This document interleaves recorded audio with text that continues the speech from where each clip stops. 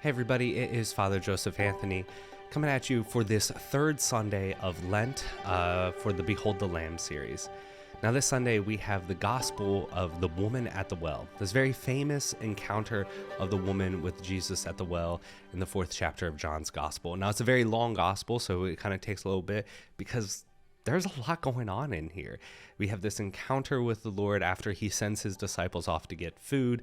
He asks for water. They have this back and forth about why he's asking for water. They talk about worship.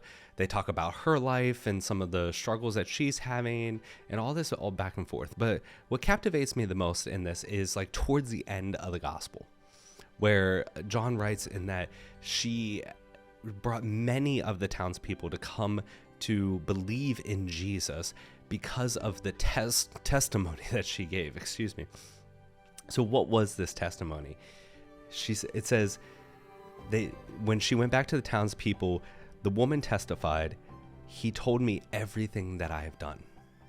Now, what we see here is like they talk about kind of how many husbands she had and all that. And you may think that when he talks about, well, everything that she's done, yeah, it includes some of the faults and failings and the mistakes that she's made. But it doesn't just stop there. She says, he's told me everything that I've done, including the good things she's done, the ones she's remained faithful. And I think this is important, that when we spend time with Jesus in prayer, and specifically in Eucharistic adoration, when we pause and spend time with him in prayer, he reveals to us who we are. And I think a lot of times we may get caught up in some self-deception.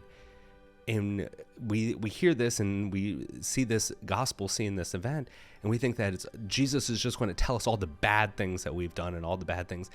But that's not what that's not what this woman says. Her testimony is he's told her everything that she's done.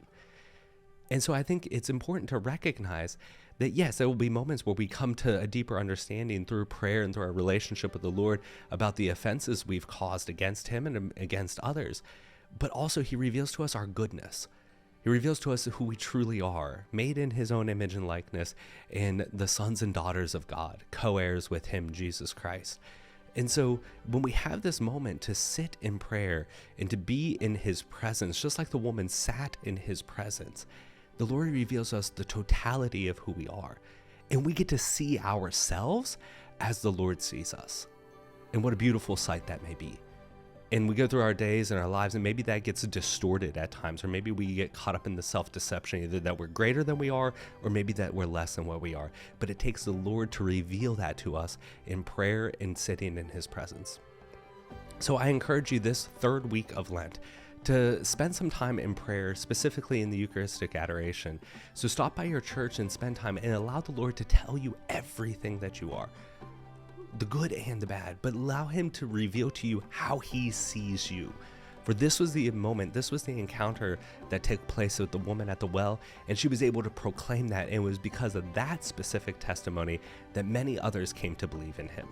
So let us utilize this week to sit in the presence of the Lord and allow him to reveal to us all that we are, and to be unafraid to proclaim that and to help others encounter Jesus Christ in the same way. God bless you.